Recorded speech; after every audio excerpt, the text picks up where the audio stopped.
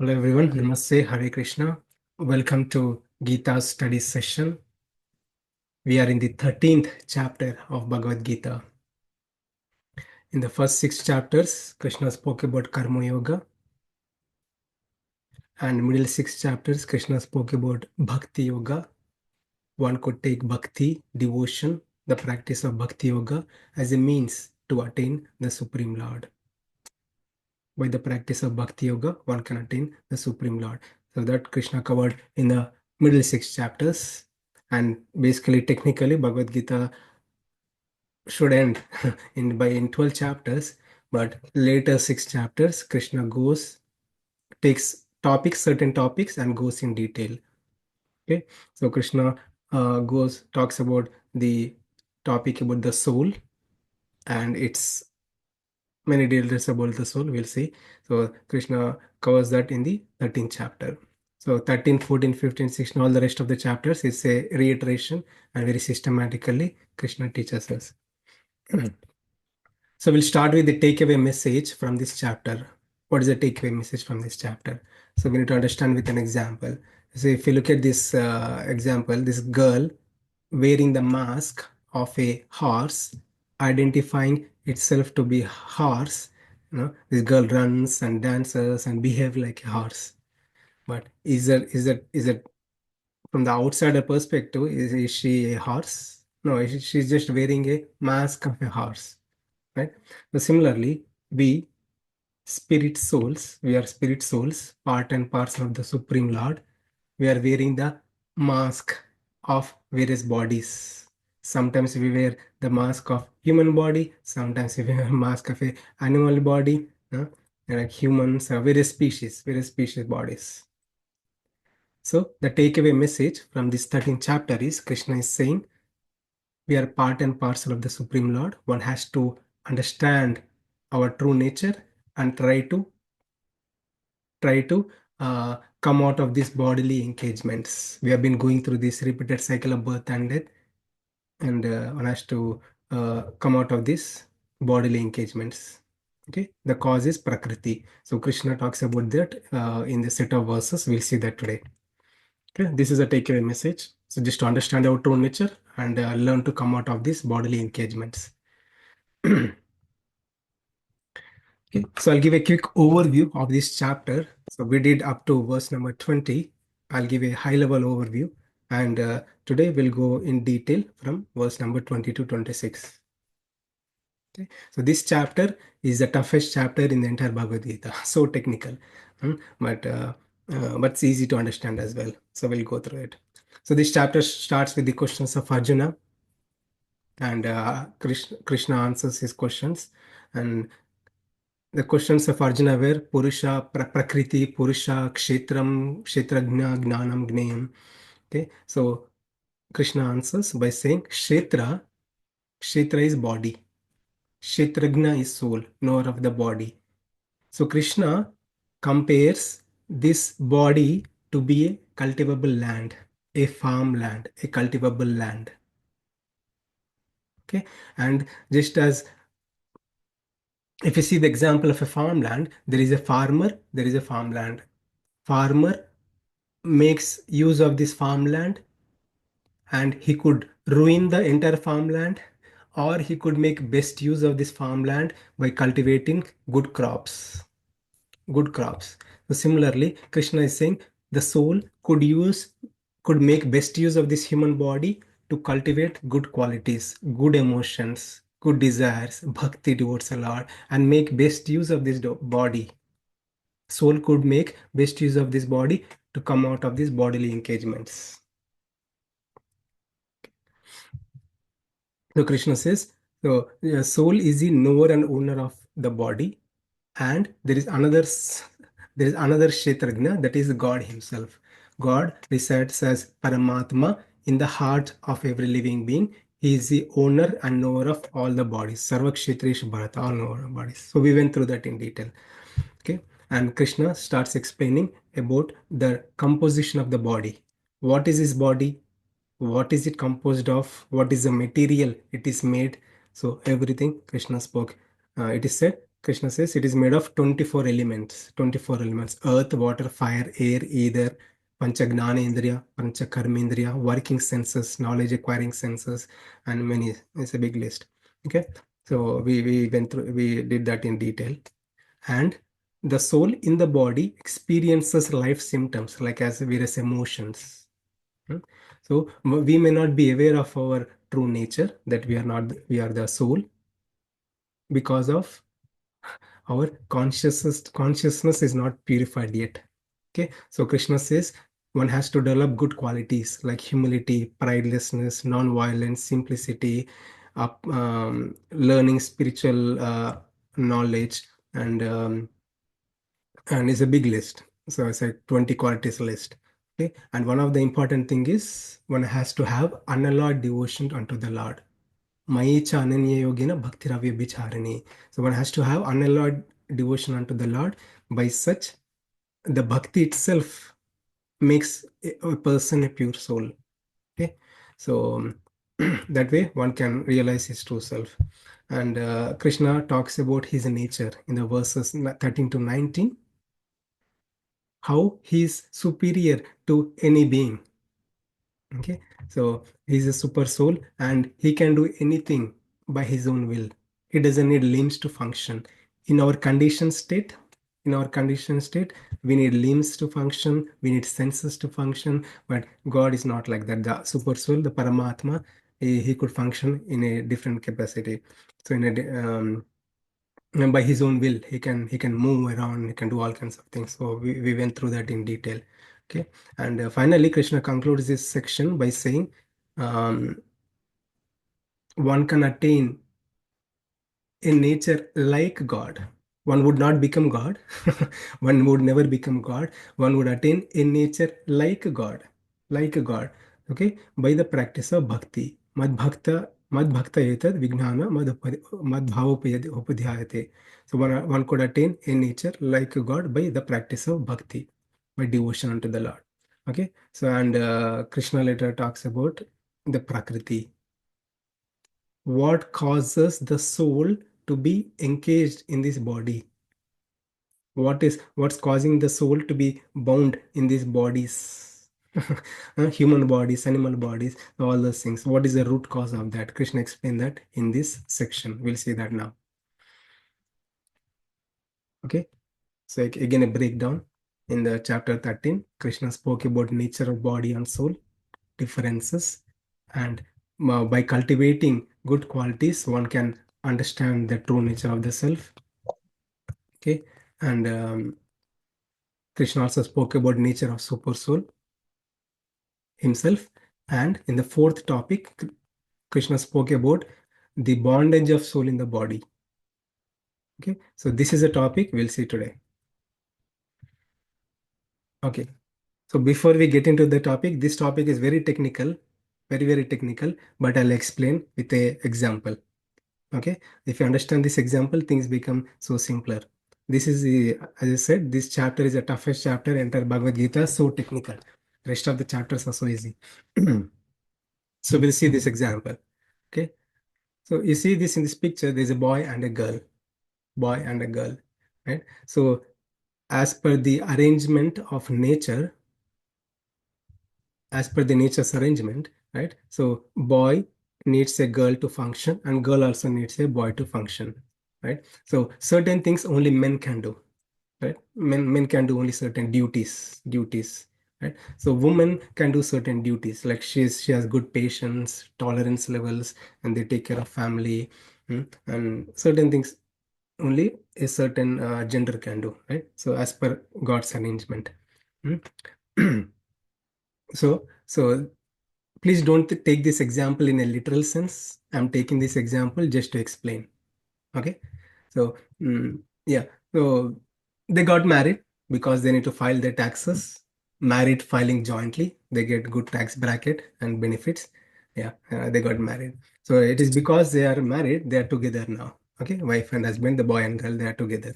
Okay, and this girl is quite desirous. She likes to possess things. Okay, so she goes, looks at the things, like She looks at a money and say, honey, this is money, this is for you. Hmm? Just have it. Hmm? And or when she goes outside, she looks at a nice car. Honey, look at this nice car. You will have good time with this car. Hmm? And she's quite desirous and keeps on giving the desires. And this husband, poor guy, even though he doesn't have money, but try to possess the things, tries to fulfill the desires and try to enjoy, right? Or the possessions. Hmm? Uh, Oh, there's a big laundry list this wife gives, this girl gives, and this boy couldn't take it anymore. And one day, this girl leaves the body, she dies, and this guy marries another girl, and this girl is also same like the other one, older one. She also quite desirous, and she also says like, "Hey, this is so good, you could enjoy. Let's buy this, let's buy this, let's attain this, let's go to this place, you'll have a good time." So makes tries to these girls trying to make this boy busy. Just an example, just to understand. And one day he thought like, what's going on with my life? Let me sit and look through what's happening. And he started meditating and trying to understand what's happening. And he again got control. Hmm. He thought like, I'm being carried away by these girls. Let me just an example. I'm being carried away by these girls. Okay, let me take control of my life. And he started meditating and he got an idea what's happening.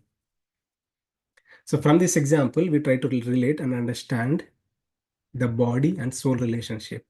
Body and soul relationship, how they function, how they work. Okay, so we'll see this. Okay, so you see this in this picture.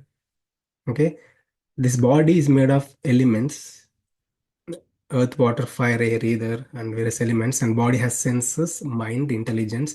Everything is a body. It's composed of a body. But soul is different. Soul is different, and body along with mind, senses, and everything is different. Okay, and this body is made of these elements called prakriti. Prakriti. Prakriti. Krishna uses the word prakriti for this material nature. Okay, and Purusha. Purusha. He uses the word Purusha for soul. Okay, in the set of verses, we'll see that. Okay, so his body, it is because it is made of these elements, material elements, prakriti, which is of mode of goodness, passion, and ignorance. It is subject to influence by these modes. Sometimes goodness, sometimes very passionate, sometimes uh, in ignorance. And because of that, body through senses shows various things, attractive things, and soul desires. Soul desires. So looks through soul with the body, desires, right? And experiences, enjoys, experiences happiness and distress, does good karma, bad karma, and that's how it get entangled into this material world. Okay, I hope you have understood. If not, you can understand as we go. So this is a message Krishna explains in the set of verses. So I'll ask someone to read this, verse number 20. प्रकृतिं पुरुषं चैव विद्धि अनादि उभाव अपि विकारांश्च गुणांश्चैव विद्धि प्रकृति संभवान्. Material nature and the living entities should be understood to be beginningless. Their transformations and the modes of matter are products of material nature. Thank you, Prabhu. So from this verse onwards, Krishna explains body, soul differences, and how this body functions and how the soul functions within the body. Okay, and we'll see. So look at this picture. Entire Vedanta, entire scriptures, Upanishads, they all talk about three subject matters. Three subject matters. So one subject matter about the soul, Atma. One subject matter about the Prakriti. Another subject matter is God Himself.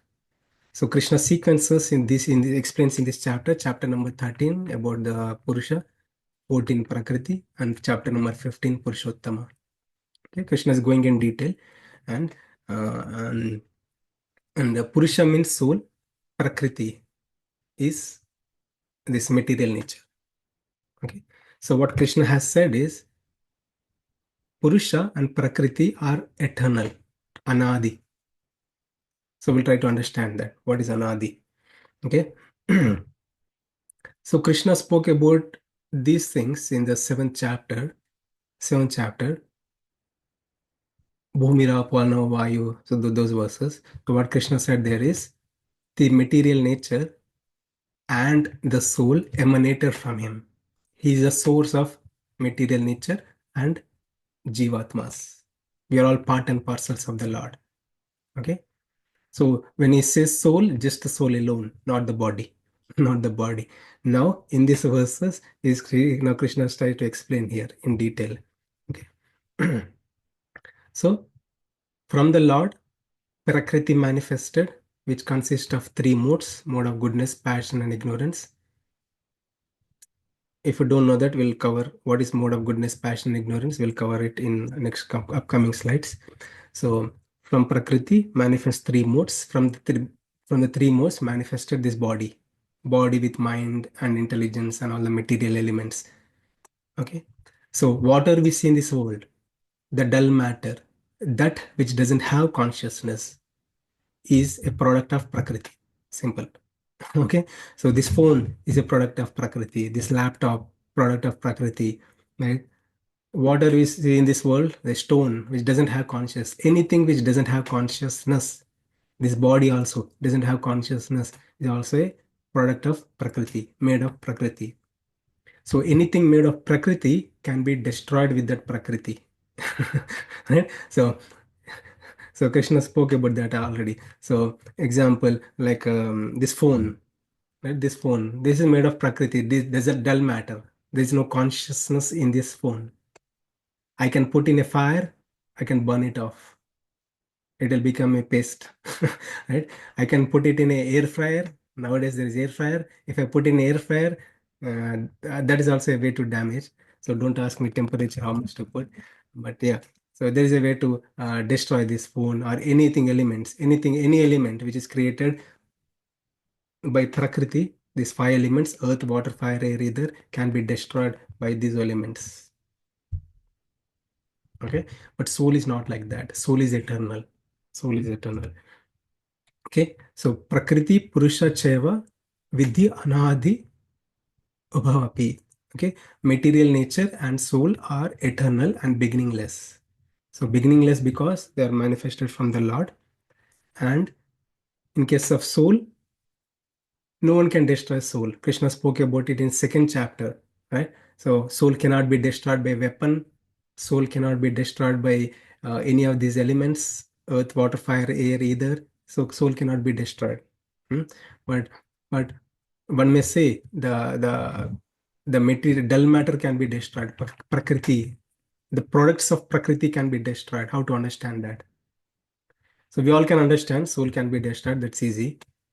But I also said an example. This phone can be destroyed by these elements, right? But why Krishna is saying these are eternal? These are eternal. These are eternal, right? Anadi, beginningless. So just Prakriti, this anything products which are manifested by Prakriti, which goes from unmanifest state to unmanifest state. Example, I can take a piece of plastic, I can make many toys, I can burn the plastic, it will become a piece of plastic again. Right? As simple as that. That the nature is there. It may take different forms, but the nature of plastic is same. The material is same, right? So if I burn this phone off, it will become a powder, right? But it's still there, that existence is still there. So likewise. So these two things are eternal in the creation, in the entire creation, entire existence, cosmic existence, entire existence. The soul is eternal and the Prakriti is eternal. It just goes into transformations. But this is eternal. That's what Krishna is saying here. So these two elements are eternal, but vikaramsha gunamshchaiva vidhi prakriti sambhava. The vikara means changes. The changes, right? This body goes through changes. Yes, by the influence of time, this body goes through changes. So we may be a boy, but we are youth, and body deteriorates, destroys one day. right? The body goes through changes, and body have experiences emotions, and various emotions it experiences: happiness, distress, illusion, confusion, so many things. It is on the body only. It is not for the soul. Okay, and body is influenced by the three modes. Sometimes we are very passionate. Sometimes our mind is so cool, calm. Sometimes we are lazy, tired. So these are the experiences body goes through.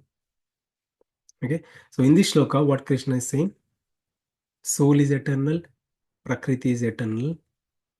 Okay, and and any changes we see, when Krishna says prakriti, here prakriti refers to the product of prakriti, that is body, right? Body. The body goes through changes. That is because of this prakriti only. Influence of prakriti. There is influence of prakriti only on the body, not on the soul. Krishna wants to delineate the two things separately. Soul is different, body is different. Soul changes on the only on the body. Changes are only on the body. The emotions, various things will happen only on the body, not on the soul. Okay. I hope you understood. Now we'll see.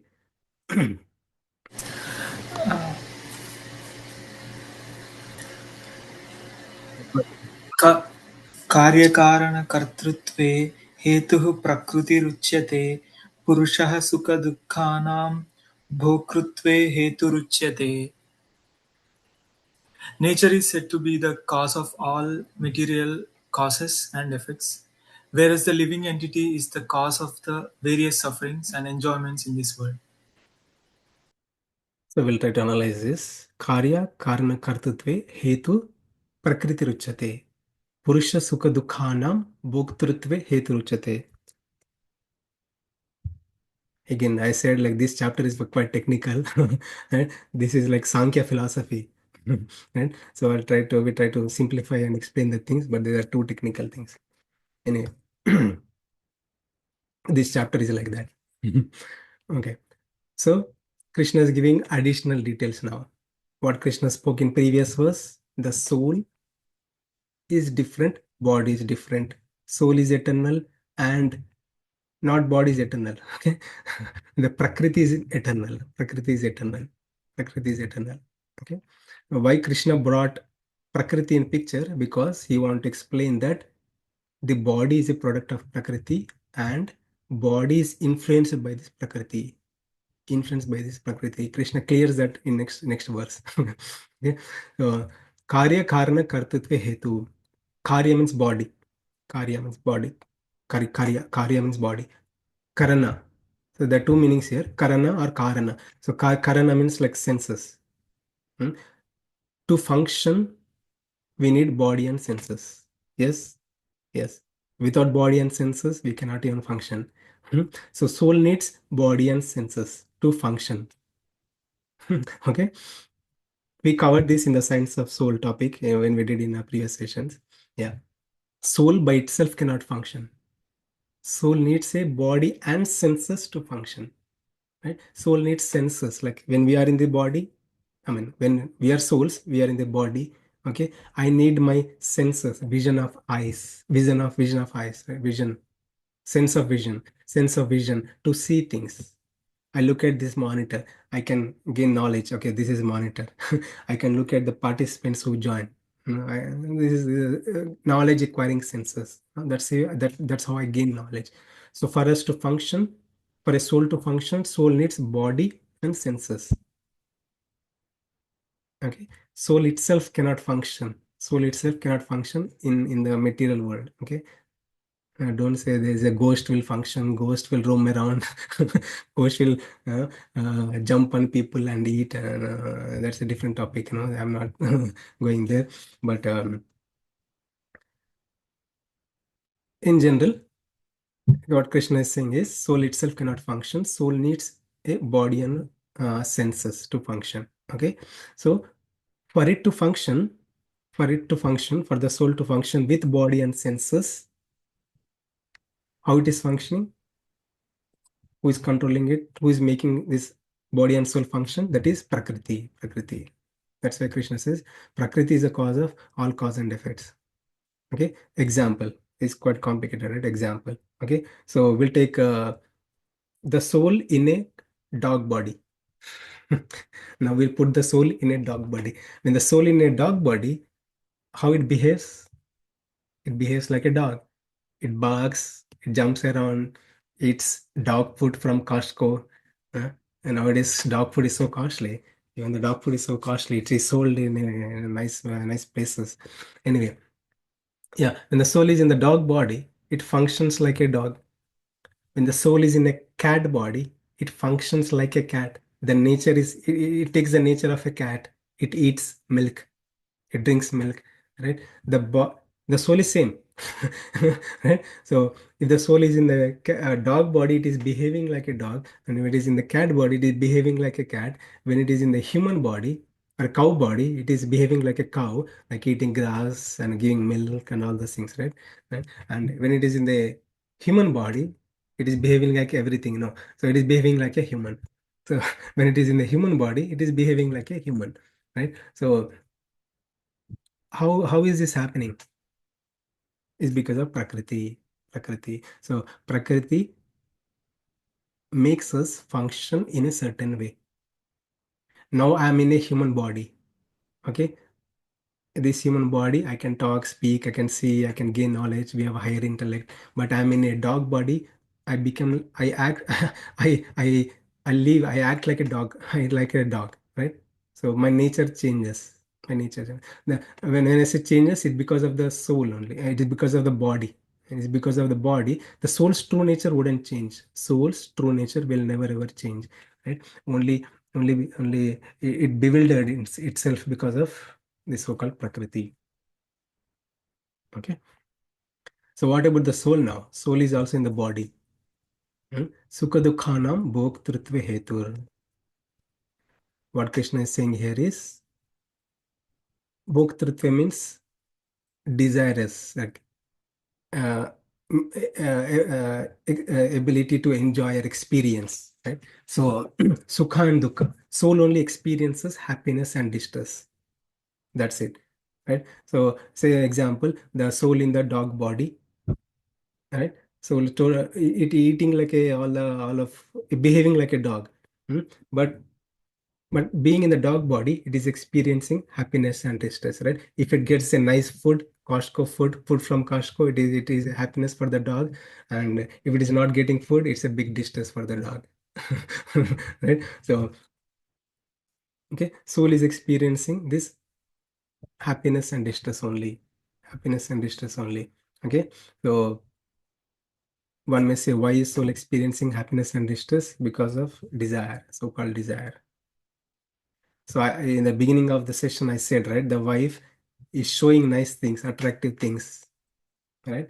And the boy trying to experience, enjoy, right? The same thing. So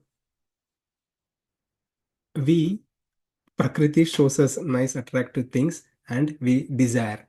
Okay, this is a nice things for my enjoyment. These are nice things for my enjoyment, and we try to attain it.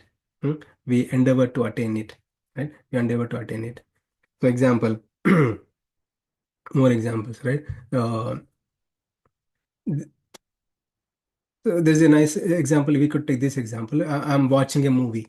I'm watching a movie. Okay, so when the movie is playing, there's a characters are playing, dancing, everything. There's a good scenes, bad scenes, and humor scenes or distressful. Some movies, if we watch, we get a big headache, right? So some movies we watch, we feel so good. We feel so good. Mhm. Uh, the movie is different. I'm different, and I'm experiencing that. All those things, I'm experiencing it, right? So if I desire to watch and I watch, I experience the happiness or distress. If I don't desire to watch, I don't experience happiness and distress. Simple. Right? So other example I can give is um, sometimes as a family we go to Six Flags. My friends pull me, let's go to Six Flags. We go to Six Flags, and my wife likes to go on a roller coaster ride. She likes to go on a roller coaster ride, and uh, and and I like to. I'm not big fan of rites. I don't go to the rites, but I just sit there and I'll do meditation. I'll do chanting holy name, some spiritual consciousness. I try to do read Bhagavad Gita or whatever. So this is my happiness, and her happiness is different. She want to enjoy with a roller coaster. Okay, whatever. So, but if I go into a roller coaster, it's a distress for me. Right? So it's a nightmare. It's a distress for me. It's my choice. It's my choice to experience the pain or pleasure. It's my choice. Right? It's my desire. Okay. So that's what Krishna is saying here in this verse, that there is a soul, there is a material nature, and soul is experiencing happiness and distress because soul is desiring to possess things or have things or run behind things, or and to seeking pleasure, right? Bhoktrutva means like enjoy through senses. Soul is naturally pleasure seeking. It tries to enjoy through senses, and in the pursuit of enjoying through senses, it is getting happiness and distress, and it is doing karma. Okay, so that Krishna explains in next verse. Okay, in a nutshell again, so body along with senses is a cause of actions, and the soul is only experiencing happiness and distress. I know this is technical chapter, so try to understand as much as you can. Okay, can I ask someone to read this verse? पुरुषः प्रकृतिस्थो हि बुष्टे प्रकृतिजान् गुणान् कारणं गुणसंज्ञो कारणं गुणसंज्ञोऽस्य सदसद्यो निजन्मसु. The living entity in material nature thus follows the ways of life, enjoying the three modes of nature. This is due to his association with the material nature. Thus, he meets with good and evil among various species. Thank you, Prabhu. So this is the most important shloka in 13th chapter in the entire Bhagavad Gita also, because in this verse Krishna explains clearly what is the cause of transmigration. Why soul attains a certain body. So it attains a certain body. Okay. So Purusha Prakritistohi Bhunte Prakriti Jan Gunan Karanam Gunasangasya Sadasad Yonishu Janmasu. Okay. Sadasad Yonishu Janmasu. Janma means different wombs or different bodies. Right? Sometimes good body, good life, sometimes a bad body, bad life, and it could be human body, it could be some various animal bodies, or what are the species of various species of bodies, right? Why that happens? What is the cause? What is the cause? Who is the cause? Is God the cause? Or soul is the cause? Or the Prakriti is the cause? We'll see. So this Prakriti consists of three modes. Okay, mode of goodness, Sattva Guna, or mode of passion, Rajoguna, and mode of ignorance, Tamoguna. Okay, every living entity, human being or animal species or any species, any living entity, even the non-living entity also, everyone, anything this Prakriti has its influence on those beings. Okay, so I cannot show you like how this works, but we can see by the symptoms of Prakriti symptoms on us, on every living entity. Okay, sometimes we are in the mode of goodness, Sattva Guna. Sometimes we are in the mode of Rajoguna. Sometimes we are in the mode of Tamoguna. This happens with everyone. This happens with everyone. One can experience and see which guna we are in, which mode we are in. Okay, the soul is different. We need to always think soul is different, but soul is experiencing these emotions. Sometimes goodness, sometimes passion, sometimes ignorance. It is because of Prakriti. Prakriti. Purusha Prakriti Stohi. Right? Purusha means soul, Prakriti Stohi. Right? In the body. when the soul in the body, it is because of body, the Prakriti has its influence, and it is sometimes acting the soul with the body, sometimes acting in the mode of goodness, sometimes in the mode of passion, sometimes in the mode of ignorance. Satoguna, Rajaguna, and Tamoguna. So we'll quickly see what is this. So what is mode of goodness? Krishna talks about it in 14th and through rest of the chapters also. This is a very important thing. Three gunas, how it works. So this picture explains everything basically, right? So we also be through this, been through this. Everybody experiences it. So Sattva guna is when we can experience it in the morning. Nature also works, by the way. Nature also works like that, right? So it's in the early morning, 3 a.m. to 4 a.m. Look at the nature. It's so peaceful, so serene, so calm, so nice, so beautiful, so good, right? So good. Look at our mind. Same thing. Our mind also like so serene, so calm, so peaceful early in the morning. Early in the morning, if you have a habit to get up, right? So early in the morning is so beautiful, so nice, and mind and also so good, right? So we can see this influence of Prakriti.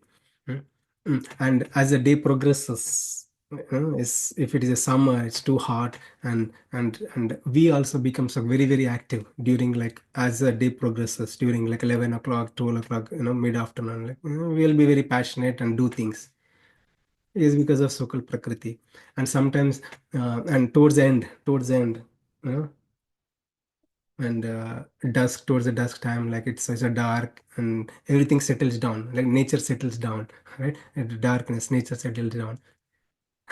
We also settle down. Right? We calm down and we cannot function anymore in the same levels how we function during the afternoon. We cannot function, we slow down, and we need rest, and we go to bed. Nature also take rest, we also take rest, right? So our functioning is, we can understand from here, right? How we function is because of this influence of Prakriti on us. Okay. And as we develop various habits while living in these bodies, we develop various habits. Many factors uh, uh, influence our nature.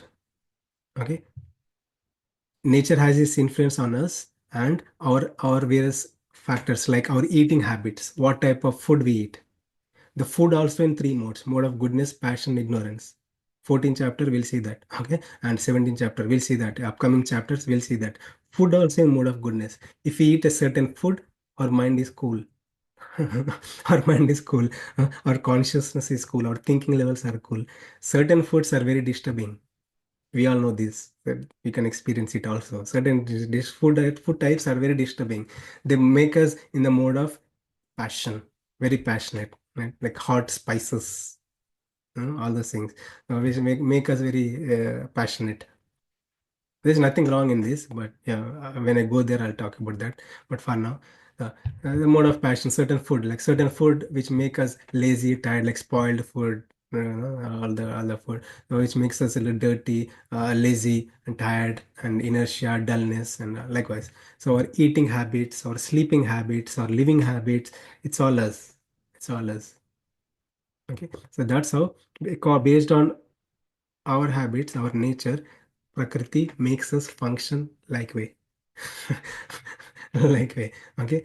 So soul is experiencing all this. Okay. And it's too technical. So Purusha Prakriti Sthoya is soul in the body, because of body and its influence of three modes. uh, what's happening? Bhungte Prakriti Jahan Gunaha. Gunaha means three modes. Soul is experiencing these three modes: mode of goodness, passion, ignorance. Sometimes cool, sometimes very passionate, crazy, sometimes very dull. Because of influence of three modes. Okay. So soul in the body is propelled. Soul in the body is influenced or propelled to act in a certain way. Either goodness, passion, or ignorance. Okay. And now the soul is acting with these modes. Huh? When we are very passionate, how our desire levels? We desire so many things, right? I want this, I want that. What are we saying on that? I want recognition, I want promotion, I want this. Is because of mode of passion. There's nothing wrong in possessing, but it's because of this. Okay, okay, and in the mode of calm, in the mode of sattva guna, so what kind of desires we have, how we see the desires, right? We will try to analyze and see if this is good or not, right? So there is ability that is because of mode of sattva guna. So tamoguna, what kind of desires we have? Like we don't even care. Like we neglectful, be neglectful of many things. We don't even desire. So desire is not wrong in the realm of dharma. Desire is not wrong, right? But there are some variations based on our nature, which mode we are in. Okay, and soul in the body trying to function in a way, and it is functioning because of these three modes, and it is desiring, and bhukte prakriti jangunan is experiencing this karanam guna sangasya. It is Krishna is clearly stating here, it is because of influence of modes is propelled to act in a way. Sometimes in the mode of goodness he acts nicely. Karam Gunasangasya, he's acting now. How he's acting? He's acting nicely. He's talking nicely with people, and he's doing yajna dana tapa. He's doing like charitable donations, volunteering services, all kind of good things. uh, uh, and because of that, he attains good karma. Good things, good actions, good deeds will lead to good karma. Keep that aside. When we're very, very passionate, very passionate, how we act, how we act. hmm? So we act in a way very passionately, and sometimes we harm others, sometimes we harm ourselves, right? Um, and it's so disturbing, right? So there's a mode of passion, and okay, sometimes maybe in the passion also we do good deeds or bad deeds. Okay, keep that away. We are doing good deeds and plus good deeds and bad deeds, right? And in mode of tamas, sometimes we create problems to ourselves, others, and mostly so damaging, right? So yeah, that is tamas. So how we act. So it's mode of goodness, passion, and ignorance. The way we are acting, our deeds or karmas, everything, those things, right? Our karmas and our desires and our nature, three things becomes the cause of our next birth. Next birth. In eighth chapter, what Krishna said, at the time of death, last minute before death, whatever we remember, whatever is our nature, whatever we remember in our mind, that determines our next birth. Now here Krishna is also adding here, so what determines our next birth, how our next birth will be based on these factors. What is our nature? What is our nature? Okay, yeah. If a person attains, if a person has good karma plus is doing good things, good deeds plus, okay, plus good karma plus, and his nature is also good. He's always calm, serene, nice person, and very thoughtful person, very intellectual person, nice, good person, right? So not passionate, so passionate, not disturbed by anything. So that kind of mentality. Okay, for that person, Sajjanma means good life. It is guaranteed if he has good karma plus good nature, he is guaranteed to get in a body of demigod. Okay, it's not human body of demigod, very nice body in different realm, different realm, heavenly realm. But if a person um, has little bit of good karma and more and are more passionate, rajas and tamas, more rajas and tamas levels, and balance of good and bad karmas, then it is guaranteed to get if he has some good karma, at least he's guaranteed he'll get a human body.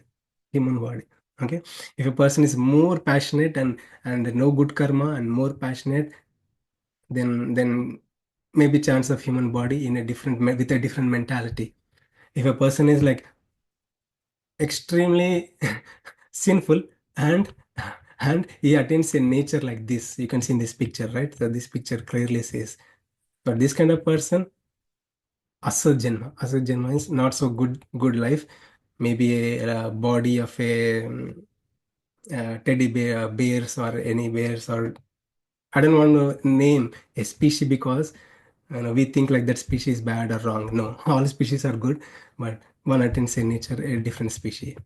Okay, so it is because of Prakriti and its influence, we act in a certain way, sometimes good, bad, and in the mode of goodness, passion, and ignorance, and this becomes the cause. Okay, soul desires to act in a way, and because of our nature, because of our deeds, that becomes a cause for our next birth. Sadasad Janmasu. Okay, so this is quite technical.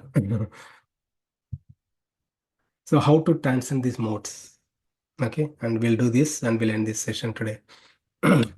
So how to transcend these modes and come out of its influence and birth cycles, right? So that's where yoga comes in picture. Yoga, Krishna has taught karma yoga, gnana yoga, dhyana yoga, bhakti yoga, various yoga practices. So some practices like dhyana yoga, ashtanga yoga, it requires good control of mind and senses. One has to have cultivate good eating habits, good sleeping habits, not sleep too much, not sleep too little. Krishna talks about in sixth chapter, right? So various things. So one can sit and meditate and experience his true nature, soul, and but to attain self-realization, God realization, one also required to renounce in the path of gnana, dhyana, ashtanga and dhyana yoga or gnana yoga, yoga practices. Any practices other than bhakti. Okay, so it requires a renunciation and good control of mind and senses. One has to leave the soul, bring in the life force on the top of the head, and it's a hard practice. It's hard to understand, hard to practice, hard to attain perfection. The path of Ashtanga Dhyana yogas. But it is good, it is not bad. It's good to control mind and senses. That is good. We can take that piece. But using that as a means to attain liberation with our own strength, can we attain liberation? Can we attain liberation, self-realization by my own strength? Can I do that?